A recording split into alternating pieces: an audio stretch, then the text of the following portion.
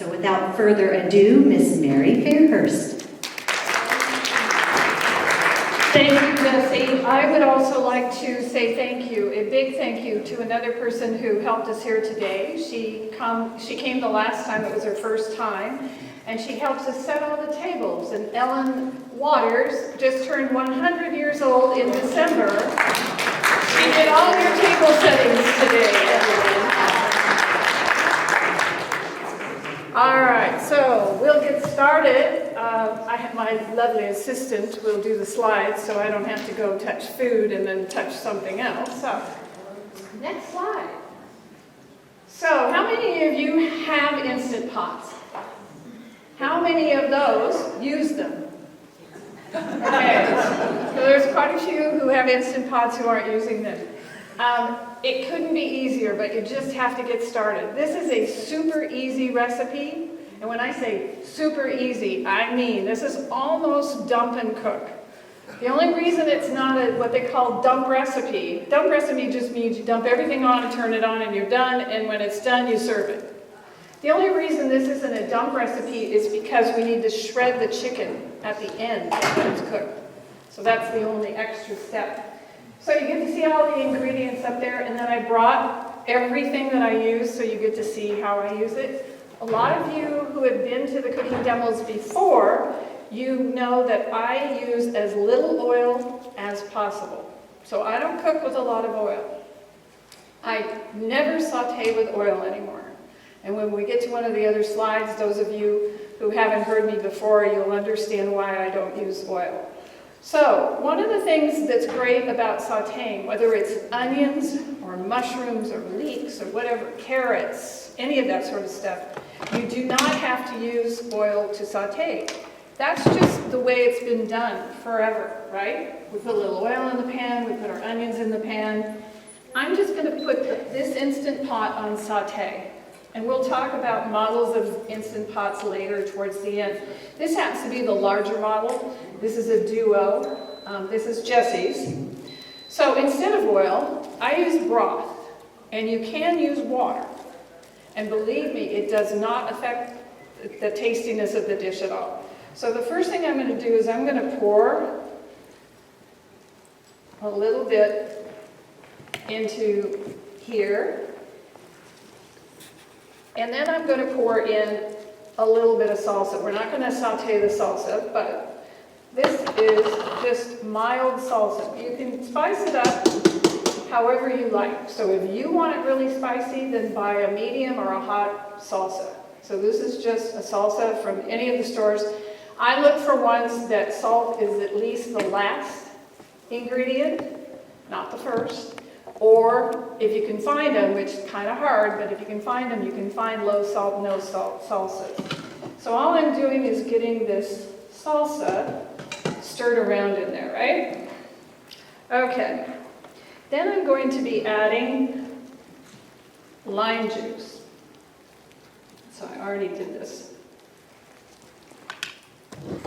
And I use about 1 lime. The recipe up there, I think, calls for I don't know if it calls for 3, 2.5, 2.5. Okay. Taco seasoning. Those of you who came to our very first, I believe it was our very first cooking demo, I showed you how I make my own taco seasoning. The worst thing that you can do is use a packet that you buy in the store, because it's probably 70% or more salt. So, this is a recipe, and all the recipes are available to you, but this is a recipe that I came across, and I just adapted it for my own use. This recipe calls for salt in this taco seasoning, but this has no salt in it. So, and you're going to get to taste it, and the one that you're going to taste had no salt added. Okay, so we're going to add a little bit of taco seasoning. And again, that's not spicy, so if you want to spice it up, I suggest you spice it up using a spicier salsa. And you just want to mix this up. Lime juice gets mixed in. The taco seasoning gets mixed in really well.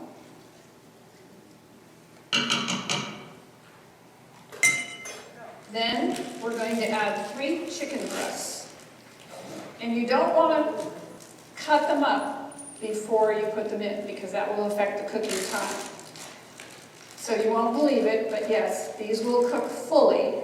All I'm going to do is put them in the pot, and when I get all 3 of them in the pot, then I'm going to spoon or use a spatula to get the salsa a little bit on top of the chicken breast.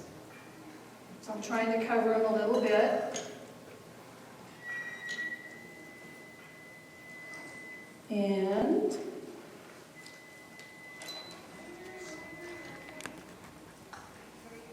all we have to do is just cover them a little bit.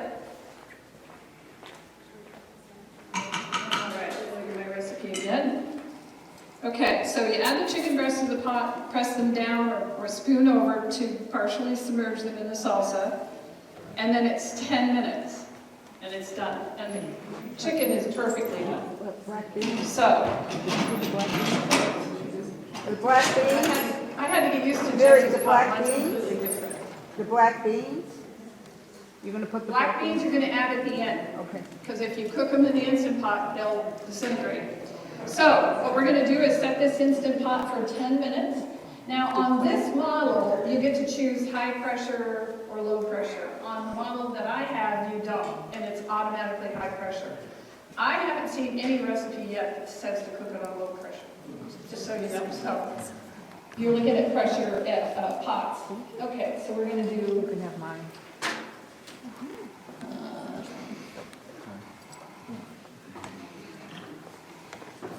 Now we're going to do pressure cook and take it to 10 minutes. All right, so I'll let you guys see the countdown now that we got that going. So after it's done, we're going to shred the chicken breast, put the chicken back into the pot, put in your black beans and cover it and let it sit for a few minutes. These black beans have been in the refrigerator, so they're a little chilly, but usually I just take them right out of the can. Another thing that I like to do is to buy my beans. If I'm using canned beans, I use dry beans a lot of the time, because I can control everything about the dish with dry beans. But you may not be into soaking them overnight, rinsing them, all of that. These, I got at Winco. They have the best prices on beans. These are low sodium black beans, and they're wonderful. They're absolutely wonderful. So, that's all there is to that one. Pretty easy, huh? Where's my able-bodied assistant? She's in the kitchen. Out a clicker. Yeah, we need to go to the next slide. So what you're being served right now is the chicken with black beans. So it's salsa chicken with lime and black beans.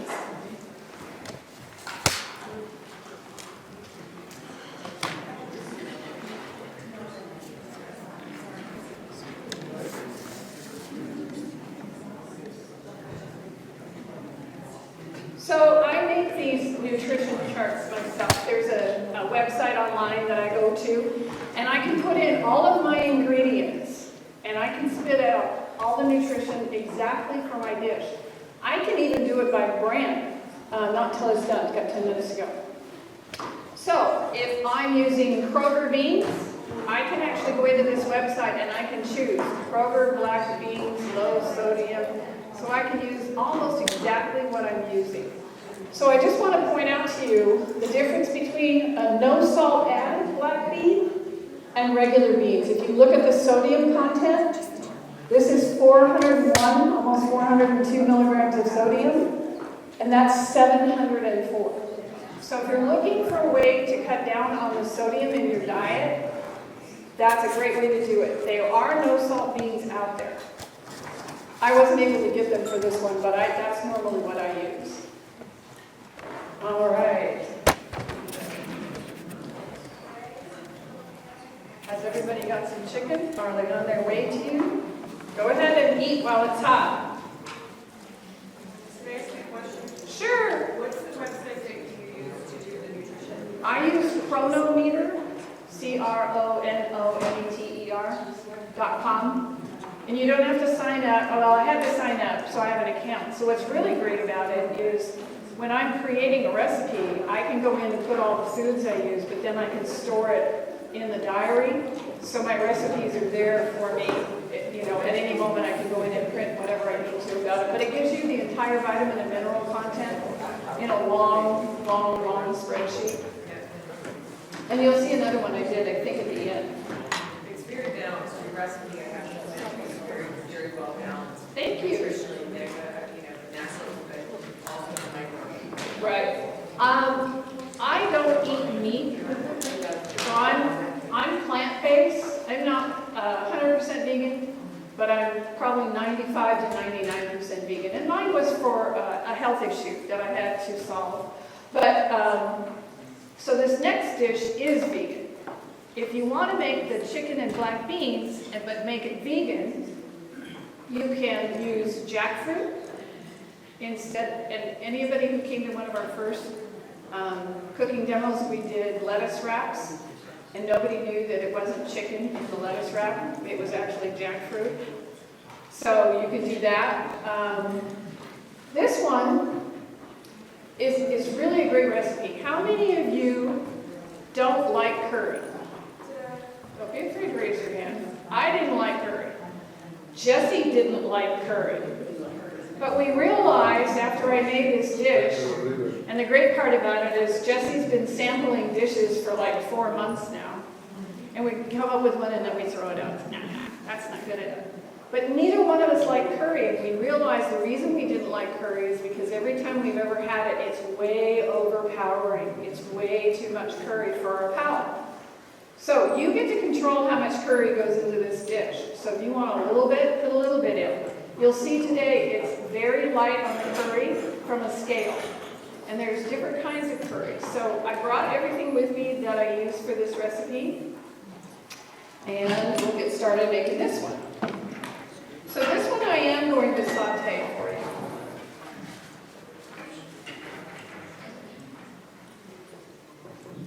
And by the way, at any one time in my house, I probably have 30 bottles of This is your broth. vanilla extract and her cherry juice. Oh, lovely. Just try not to break it. It came in really good-sized bottles. There's cherry juice for you at your seat. Thank you. Wrong seat, but that's okay. All right, so I buy a case of these at Costco, and I have 20 or 30 cases of these. I go through a lot of broth because, like I said, I use it rather than oil. So first thing we're going to do is put this, and this pot's mine, so I know how to run this pot better. We're going to put it on saute. We're going to put a little bit of broth in it.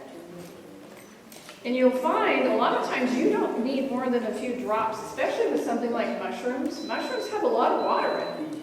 So when you put them in a pot, you're putting oil in for really no reason. They will saute all on their own. And I can get mushrooms to brown, so not a problem. Okay, so we're going to put that in the pot. And then we're going to add onions.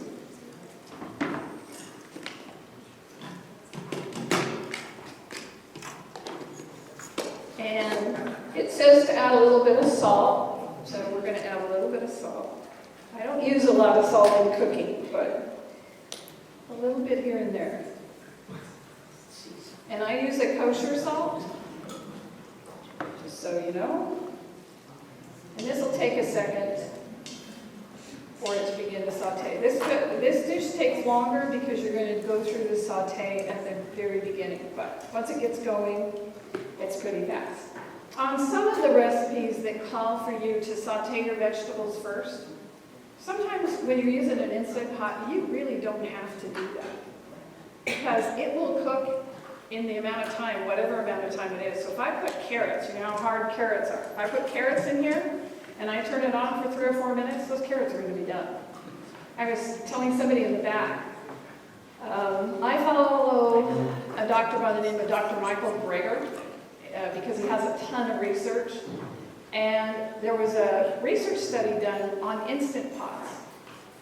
And Instant Pots are the most sanitary way you can cook because they heat at such high temperature very quickly that everything, it's just like medical grade. So one of the things that he talked about was sometimes if you cook things too long, you lose all the vitamins and minerals in the food. So I use my Instant Pot every single day, sometimes 2 or 3 times a day. So I cook something, take it out, cook something else. My husband and I eat a lot of broccoli. Excuse me. We eat a lot of broccoli. And in the Instant Pot, broccoli, you set it to 0 minutes. That's how fast broccoli will cook in here. If you set it to a minute or 2, you're going to have very limp broccoli. So what you do is you just set it to 0 minutes. It comes up to pressure and then it immediately shuts down to cool. And if you let it sit for, probably 1 minute while it's coming down, it's perfectly cooked.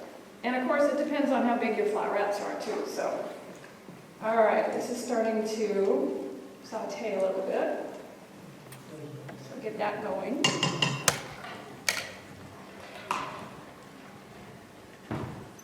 Next, we're going to add the ginger. And I knew everybody was, last time we did this, I brought you everything that I used, and there were people looking at everything afterwards. Even a friend of mine in the back who does a lot of cooking didn't know about this. This is Trader Joe's frozen individual cubes of ginger. So it's in the frozen food section. They also have garlic this one. So 1 cube is 1 teaspoon of ginger. No more grating. You know how hard ginger is to grate? You have to use a spoon and, a grater and everything.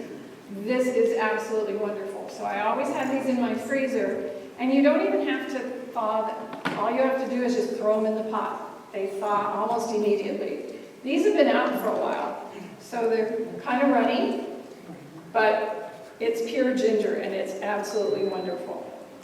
I'm always looking for any shortcut I can take. I refuse to make my own mayonnaise. I refuse to make my own butter. Things like that. That's just way too much work. So, this is really going now. So I got the ginger in there. The onions, you want them till they're a little translucent. All right. We're going to add the garlic next. Now, I go through a ton of garlic, so this isn't a very economical way for me to do garlic, because I could use the whole thing in 2 dishes, So I buy those big jars of minced garlic. That's what I use. But my husband's always complaining about what the house smells like, too. He went for his nap yesterday, because in the morning I started cooking the dishes you're having today, and I started at 7:30 in the morning, and I quit at 11:30, I was done. And he was in kind of trying to nap, and all of the curry and everything else was coming through the vents.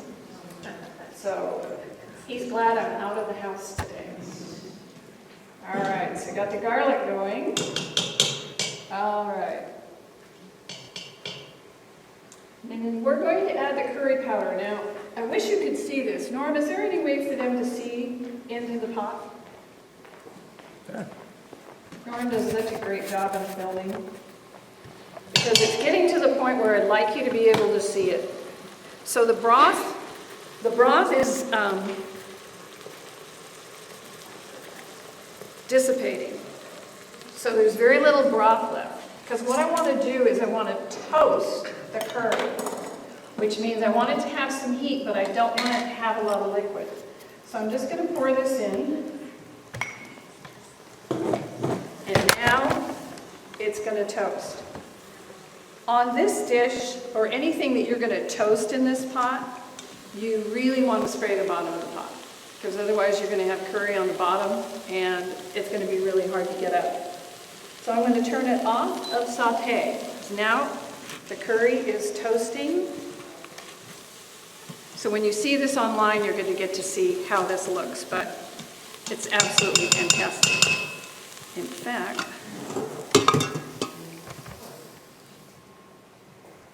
so you can see that. All right. So I've turned off the saute. Now, We're going to stir in the tomatoes, and we're going to use the juice of the tomatoes to deglaze the bottom of the pot. One thing you want to know about an Instant Pot for sure is always deglaze the bottom of your pot. If you don't, what will happen is you'll get a burn notice. It'll say burn on the front of your Instant Pot, and you'll not like that. So what you do is I have 2 cans of diced, fire-roasted tomatoes. You just dump them in, and I use the juice to scrape the bottom of the pot so nothing sticks to the bottom. That's why I say I spray the bottom on this one before I do it. There's a lot of dishes that call for you to brown something, and what you want to do is make sure, even if you just use a little bit of water, deglaze that pot so you don't get that burn notice. All right, so now what we're going to do is put the chickpeas in. So most of what I cook with dry beans. So I soak them overnight and go through all that stuff because I make hummus about every 8 to 10 days. I eat a lot of hummus. But these are just canned chickpeas. Again, this is Simple Truth, so this is Kroger's brand. And then S&W makes one. It's kind of hard to find the ones that are low sodium. But one of the tricks that I've used is if you're going to buy canned beans, make sure the can is not got, what's the word I'm trying to say? The lining. You know what I'm talking about. BPA, correct. But one of the things that I like to do if I'm using a canned bean is rinse them because they're in brine. Now, I save the brine. So when I open a can of chickpeas, I drain it, I save the liquid. And you're going to want to know why when we get to your salad. Okay, so we're going to add the chickpeas in. Stir it up a little bit.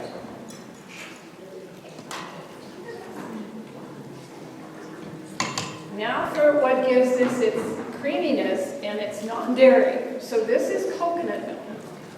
Now, there's light coconut milk and regular coconut milk. It really doesn't matter which one you use. Use the one that, it's got half the calories, I think, on the light one. So we're going to put the coconut milk in. If I can get it out of here. Nancy, could you do me a favor? Yes, ma'am. Could you take this in the back and maybe pour it into a bowl? It was in the fridge, so it's really cold. It likes to get solid when it's in the fridge.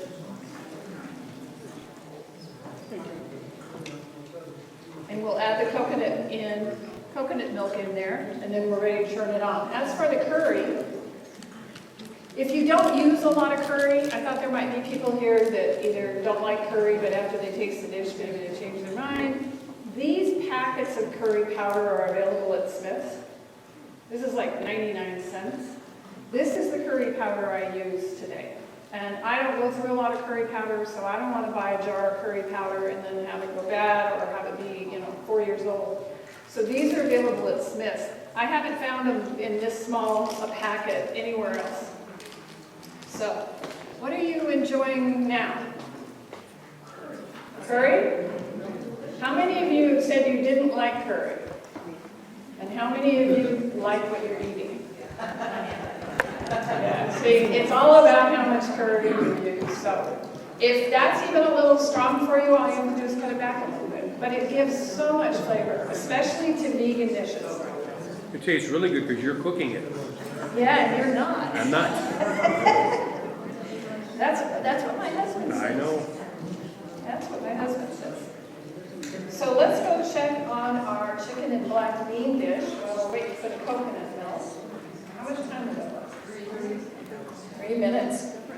When we're done with this, Kit's going to come out here and she's going to shred the chicken, put it back in the pot, add the black beans in, and we'll be ready to go. So any questions on either dish at this point? Just a quick question. Your sign says sausage chicken with rice and beans. I'm just checking on the side. Wrong. No rice. Very good.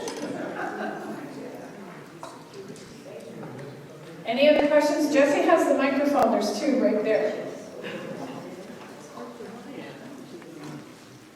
Just wondering if they'd ever used the true ginger.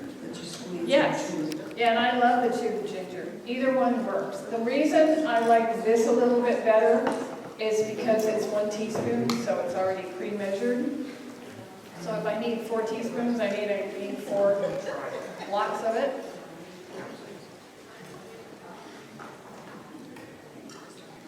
Okay, how do you cook rice? Looks like it's not on there, but you cooked it separate, and that's like a disaster in our family. Well, let's have the girls bring it out, because you'll be surprised to let me ask them to bring it out to you. Here comes your salads. So the dressing's on the table. Dressings on the table and croutons are on Here's the the little table. Instant Pot, guys. Bacon. And I think it's so we've talked a little bit about Instant Pots, but how do you know which Instant Pot to buy? If you're going to buy one, how would you know what to buy? Well, Kit, who's my able-bodied assistant here, she first bought this one. This is 4 quart for Kit? 3. This is 3 quarts. Okay? It's great for a lot of things. But for 2 people or more, you're not going to have any leftovers. Okay? So if you want to batch cook and you want to freeze some of it, or you want to have leftovers for the next night or whatever, this is going to limit you on how much you can put in it. But what this one is perfect for, which we did it in, this is where we cook the rice. So we rinse the rice, put the rice in the pot, same amount of rice to water. So it was 3 cups of rice, 3 cups of water, 4 minutes, it's done. So if you have a rice cooker, you really don't need a rice cooker anymore, because now this will do everything. She bought this one, then she turned around and bought a bigger one. So this would be good for 1 person.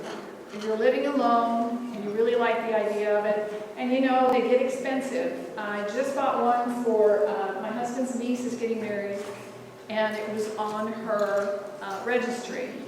And she registered with Bed Bath & Beyond because they have those 20% off 1 item coupons. And it was $119, so we got it for $100. And she got the big model, like this one. When I bought mine several years ago, I think I paid $70 for it or something. But I'll tell you, it's the best investment I've made in a kitchen appliance in a long, long time. Sometimes you can get them at Costco. Yeah, watch Costco, that's correct. What is the brand? Instant Pot is the brand. Yeah, so now what this means, it says L001. That means it's on warm. It's been on warm for 1 minute. So that'll tell you. Yeah, finished cooking. So on this pot, it's backwards from mine. This one, in order to vent it, and I like to use something to hit the vent knob with. Okay? That's why you don't want to be standing here. And on my counter, I have this so it's hanging out away from everything else. I use a pair of tongs to push my vent valve all the time. I'll leave it with that. But this is a great pot, especially for 1 person. Oh, we got the coconut like that. All right. Yeah, use it in the bowl here. Oh, It's solidified. it's separated, yeah. There's a lot of cream in here, though. I can tell. See? There you go. I got it. Red under hot water. Yeah. Yeah, don't keep your coconut milk in the refrigerator unless you're going to use the cream from it. There's recipes that tell you to put it in the refrigerator, turn it upside down, all kinds of things, but you're just going to use it.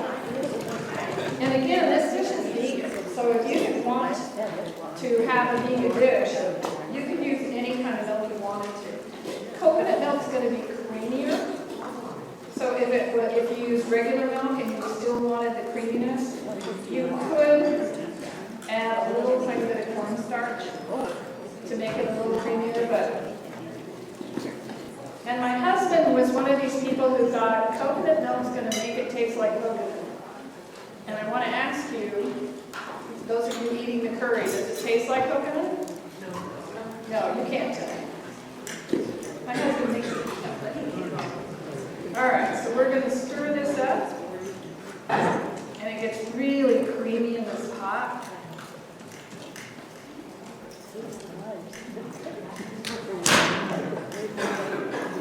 Keep the questions coming, guys. Just raise your hand and somebody will bring a mic to you. All right. Now we've got that in there. And we'll add just a little bit of salt. And again, you don't have to do that.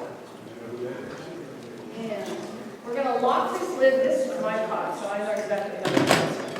We're going to lock this lid. You want to make sure the vent is on sealing. It says on the pot, you can't see it, but over here it says venting, and over here it says sealing. So you want it to seal. And we're going to cook it on high pressure for 5 minutes. That's it. This one's really fast. So I'll turn it around so you guys can see this. And we'll set it for 5 minutes. There we go. When the 5 minutes are up on this dish, it's done. There's no extra work to it. So you just made 2 dishes in how much time? A very, very short amount of time. All right. So Kit's over there shredding the chicken.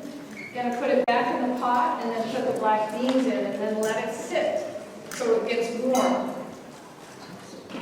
Now you'll notice that the curry dish calls for spinach. You don't want to put your spinach in the pressure cooker because you will not have spinach. You will have a green.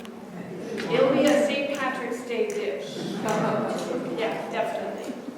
So let's go to the next slide and see what we've got here.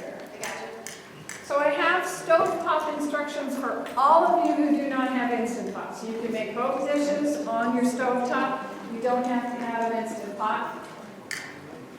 So let's talk about how to get started eating healthier. So the way I got started was I had to. I had a doctor order me, you have to do this if you want to fix this issue you have. And I didn't think I could do it. I honestly didn't think I could do it. But then I got back into it, started cooking, and that's kind of how these cooking demos came to be. Jesse came to me one day and said, aren't you on some special diet? And I said, yeah, and I'm experimenting. So when I have my morning breakfast and coffee, I spend probably an hour to an hour and a half looking through recipes. That's what I do every single morning. And then I have a list of them categorized, and then that's what I experiment with. But buy lower sodium versions of common canned ingredients. Look for the lower sodium or the no sodium one. Now we're going to talk about make your own salad dressings. This one was the last one I did. And Kit's my neighbor, so if I'm experimenting, I'll always text her and say, I just made... So I get to be the taste tester. I just made X. Would you like to taste it? When I gave her the Caesar dressing... Can we put this in? Yeah, and then just mix it up if you will. When I gave her the Caesar dressing, I think her comment was something like, this is the best thing you've made. So that's homemade Caesar dressing. It doesn't have any preservatives in it. It doesn't have anything weird in it, but it was a really easy swap to make. And I can tell you that's the best dressing I've made. I have also made a really good French dressing. And the next one on the list is Green Goddess. And a lot of people like Green Goddess in the bottle. I never cared for Green Goddess dressing in the bottle, but I can tell you I like it from scratch. Look for whole grains that are lower sodium, choose poultry and fish, and limit your red meat. And then limit your restaurant eating for special times. So when we were in the pandemic, we were doing these demos online, and people would come online because the restaurants were closed and they wanted to know how to make certain things. Now people are coming back because what? The restaurants are so expensive. I mean, we went to one the other day and everything's double.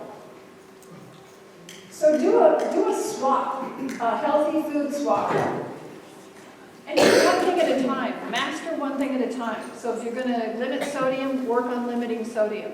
When you master that, then move on to make your own salad dressings or something like that. Really small changes will add up over time.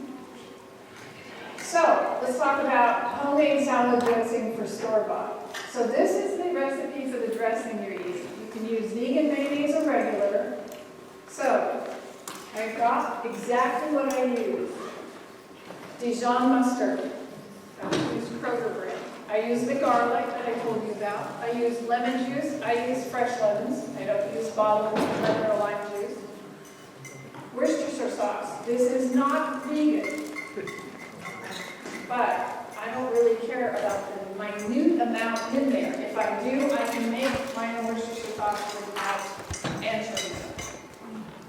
Red wine vinegar or white wine. I use white wine vinegar in that Caesar dressing because I don't like it when it looks red. It doesn't look like Caesar dressing to me if it's red, so that's the only reason I use white. I just take a lemon and I use a lemon squeezer and use it for the lemon juice and a little bit of black pepper. So, what are your thoughts on the salad dressing? How many of you don't like Caesar? Have you tried it? Yeah, it's good. You like it? Yes, I'm surprised. Good. Yes. Question? Hold on 1 second. Let's get you a mic. Nancy, can you take it like that? Who has the question? I feel like Vanna White, my able-bodied assistant. Hi, Mary. Do you have a shelf life for your homemade dressings? How long will it be good for in your refrigerator? Well, this one I would say probably a week at the max, but it never lasts that long. I made a new recipe the other day because I had Caesar dressing left over that was all made up. So I took and baked 2 potatoes, took them out of the oven, took the potato out, left the skin, put the potatoes in a bowl, poured Caesar dressing over the top of it, put in broccoli, restuffed the potato with the Caesar dressing and the potato mixture with the broccoli, put it in the oven and baked it until they were brown on top. So I can always use it for something. Very rarely do I throw things out, but I would say a week. And you know, my husband hasn't been eating anything that I make lately, so he's going to change his tune here pretty soon. My real find was making my own croutons. Now, you may think that's crazy, but croutons are made with a lot of wood. You know, you see them, get your bread cubes and then douse it with oil and then put your seasonings on. Does anyone know what the second ingredient there that's not oil? Do you know what that is? In the back. Right, that's the juice out of the can of the chickpeas. So when I say it, I save it. So when I drain it, I save it. So yesterday, I made 3 batches of this dish. We went through 6 cans of chickpeas, put it in a bowl. And you're thinking, what are you going to do with this? Because it was a good-sized bowl of juice out of those beans. I pour it in ice cube trays, and I freeze them. When they're frozen, I take them out of the ice cube tray, put them in a bag, and when I need that to make a recipe, I just reach in and get how much I need. So aquafaba is just the juice out of the can of chickpeas. That's why I use really good quality chickpeas. And it does the same thing as the oil. All you need to do is get the bread cubes wet. You could actually do it with water. As long as you get that bread kind of wet, then I sprinkle over the spices that I use. So how many of you know what nutritional yeast is? One in the back. How many of you have no clue what nutritional yeast is? All right. When you use as much as I do, this is the industrial version of nutritional yeast. It comes in a little bottle, and a lot of people just buy that, but I go through so much of it. When you're vegan, you have to be very careful about your vitamins and minerals and all kinds of things.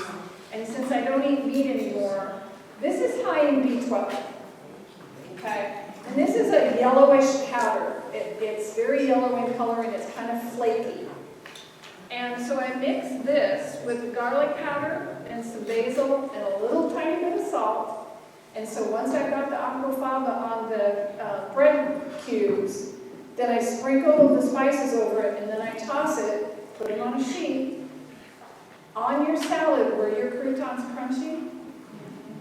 So that proves to you don't need to use oil to get them to be crunchy. Those are all homemade croutons that you have. This is the recipe. So, and I make them and store them forever. I store them in the refrigerator in a plastic bag, so they last forever. I mean, like I said, nothing stays around the house too long. But the bread that I used was the ciabatta bread at Trader Joe's. It comes in a loaf, and it also comes in 4 rolls. You have to have a very dense bread if you're going to get croutons to be that crunchy. My husband doesn't like them that big, so I make baby ones. Little baby ones.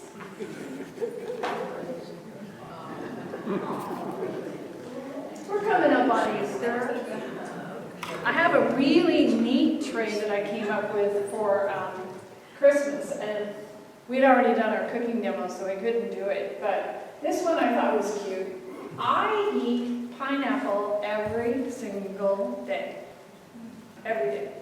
So what I do is I'll slice the pineapple and I'll put it in the fridge in rings, and then I take it out and eat it every day. You can even freeze it. Now, this is per the Cleveland Clinic. It's very healthy. So 75 calories is nothing. But the real benefit to pineapple is, it's got vitamin C, it's bromelain. Anybody know what that is? If you read fast, you'll know what it is.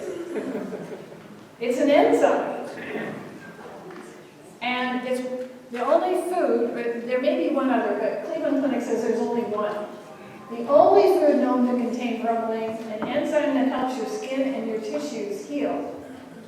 And it can combat pain and swelling. And I can tell you, this is absolutely real. So when I started eating pineapple every day and then I had a surgical procedure, I have never healed so quickly around the incision as I did after I started eating pineapple. So one of the things it'll do is it helps with the digestive process. So if you like pineapple, that's something that you could very easily put into your diet every single day. So here comes your dessert. So this is going to be oven-baked pineapple, and all we did, how many of you have been to the restaurants, restaurants, where you go and eat all the meat, and they come at the table with your... Brazilian. Texas beef from Brazil. Oh yeah, one of those, or what'd you say? Brazilian steakhouse. Brazilian steakhouse. How many of you have been there? They have pineapple on a skewer that they bring to your table, and they roast it, they grill it, they bake it. So this is a recipe that I found online, super easy, but what a really good way to have a dessert. Now it does have a little sugar in it with a brown sugar and a little cinnamon. But one of the things that I do is I just use the cinnamon. I leave off the brown sugar. The other thing you can do that makes it really fun is you can bake it and then you can dip one end of it in chocolate. And you know how healthy chocolate is, right? But pineapple is really, really good for you. You lose some of the benefit of pineapple when you bake it. But if you're having a dinner party or you're having people over, this is a really easy thing to do. I got you, Mary. Next slide. Yeah, oh, you got it. So swap natural peanut butter for traditional. I make my own peanut butter, but I have a Vitamix, which is one of those turbo blenders, you know. All I do is put peanuts in, and if I let it go long enough, I got peanut butter. No salt, no sugar. And Amos has tasted one of my desserts that had peanut butter in it. So, Oh, yes, I did. I made vegan Snicker bars. So what you do, and if you make them like I did the first time, I took a whole date and opened it up. You obviously take the pit out, stuff it with peanut butter, put a few crushed peanuts on the top of the peanut butter, and then cover it totally in chocolate. Put them in your refrigerator, and when you taste them, nobody knows it's a date. I have 2 neighbors here I pulled it on who didn't know that it was a date when I gave it to them, right, Shirley? So they're really good. When I made them for Amos, I used half a date. So cut the date in half, put a little bit of peanut butter in it, a few chopped peanuts, cover it in chocolate. They're very good. And of course, I'm using my own homemade peanut butter. You can see what this pot's doing now. So it just says on. So it's taken this long for this pot to come up to pressure. That's because there's a lot of stuff in there. There's a lot of liquid in there. All right, Nancy, next slide. So I just told you how I use dates. I use dates for most of what I cook with sugar. And I tell you, those vegan Snicker bars are absolutely delicious. I use pure maple syrup. Now that's not pancake syrup, that's pure maple syrup. And I also use honey. And you would be surprised how little you need of honey and maple syrup compared to putting cups and cups of white sugar, brown sugar into things. Next one, please. I do this, I use a plant-based yogurt. So a salad dressing that I made recently, I made a ranch dressing from scratch, and I wanted it to be vegan, so I used a coconut milk yogurt, so it's plant-based, and the spices that you normally find in a ranch dressing. So I keep the spices in a little mason jar, and then I can make as much of the dressing as I want. So I go get some yogurt or put it in a bowl, take what I need out of the seasonings, put it in the bowl and mix it up. So I always keep a jar of the seasonings, and I can make as much as I want. So we're switching over here, and this thing's going to tell us in a second. I can hear it in there gurgling. All right, Nancy, next slide. This is great. You can come to my house. Yes, of course. So I told you I eat a lot of hummus. I eat a lot of hummus. But I make my own hummus. And anybody here had my hummus? We did it, one of the very first cooking demos we ever did. We brought in the hummus. It has the consistency of mayonnaise. It is not gritty. And it's super creamy. All right, next slide. This, Nancy and I have labeled my crap slide. So I'm big on calorie density. So one of the reasons I stay away from oil is I want to use those calories that normally would be used if you're using oil. I want to eat those calories. I want to eat something else. So for the same 500 calories, that's what it takes. So look at how little oil is in your stomach for 500 calories compared to the next slides. And when you get to fruits and vegetables, it's all the way full. So calories count, but calorie density counts. So next slide. So the top is eat more of the top list, eat less of the bottom list. And look at the calories per pound in oil and oil pop popcorn. 4,000 calories per pound.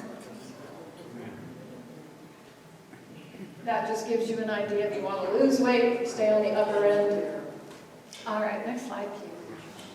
So how many calories per gram of fat? So when you read a label and it says there's this many calories, and then it says calories from fat, and it'll say so many percentage. I just figure my own. So if it has 1 gram of fat, that means that fat is worth 9 calories. So you can do, the fats are at 9, the proteins and the carbohydrates are at 4. And once you do this a few times, it gets really easy. Next one, please. So you have to have fats. but it's what kind of fats and how much fat. So when we're eating out in restaurants all the time, we're taking in so much fat, so much sodium, because that's how they make it taste good. Now, you just ate 2 of the cooked dishes, very healthy, no added fats, except in the coconut milk, but no added fats. Did it taste like it was lacking in flavor to anyone? You won't hurt my feelings. So it's all about mixing flavors and getting that to take over, reducing the fat, reducing the sodium. All right, next slide. So 20 to 35% of your daily calorie requirements by 9. So if you require 2,000 calories a day, you should get 400 to 7 of those calories from fat. All right, next slide. Include nuts and seeds. I eat a lot of nuts and seeds. Okay, next one. So everybody thinks vegan, it must be healthy, right? Do you see that cookie on the right? They took an Oreo cookie and stuffed it in between a chocolate chip cookie. Look at the nutrition on that thing. One cookie is 387 calories. You know, there's a lot of vegan food out there. Potato chips are vegan. Tortilla chips are vegan. It's crazy. You say the word and everybody thinks, oh, it's super healthy. But my husband is proof you can be a bad vegan. Has anybody seen Bad Vegan on Netflix? Yeah, that's an interesting one.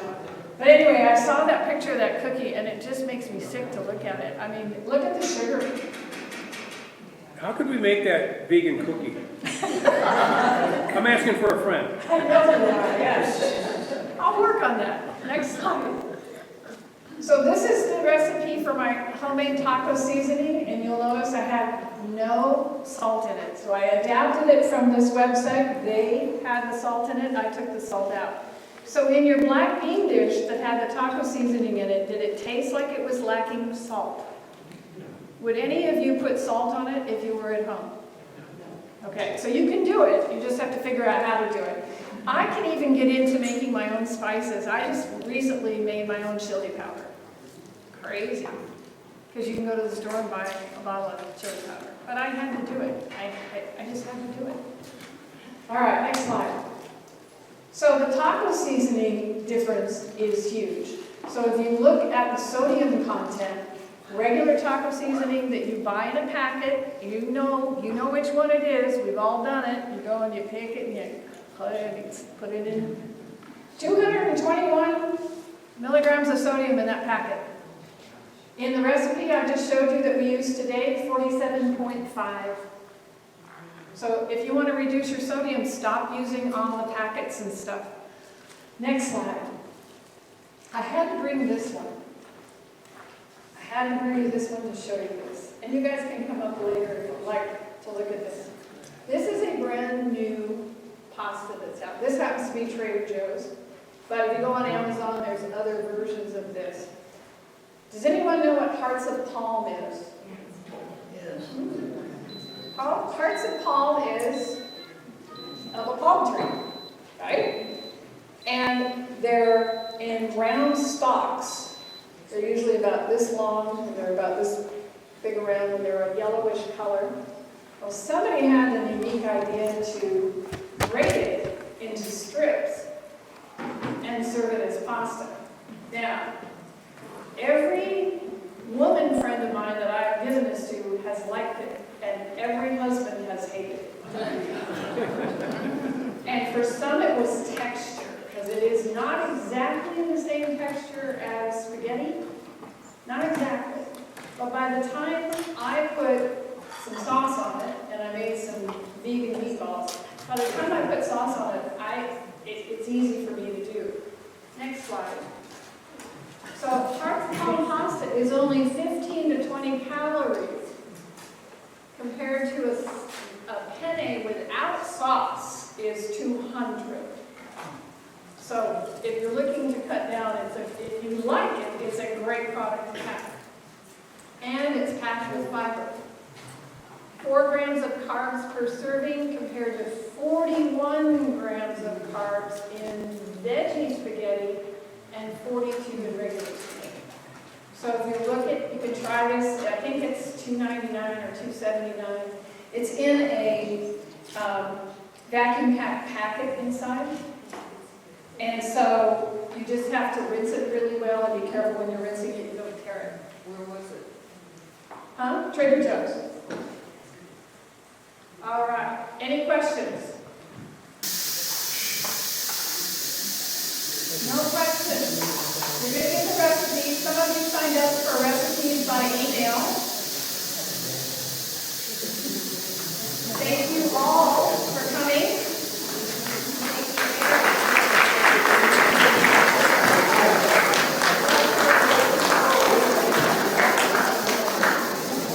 For you, I got you special vanilla extract for you and cherry juice for Jessie. And had I known Nancy was here, we would have something for her also. I'll know it the next time. No. Bring it home, boom.